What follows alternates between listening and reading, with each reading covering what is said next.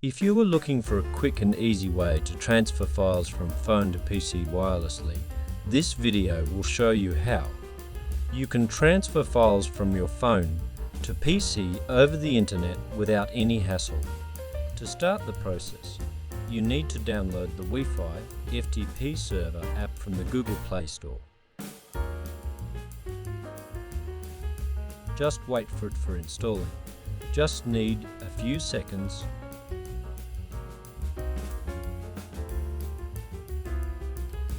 Once downloaded, allow for the permissions required.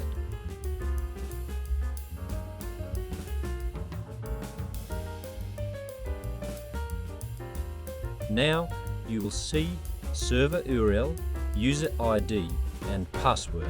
These are the details that you will use to connect your phone to the computer.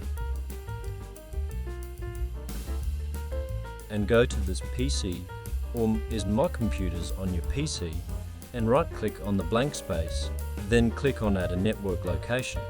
In the next window, click on a Next. Again, click on a Next. Now, here enter the server URL that is specified in the Wi-Fi FTP Server app.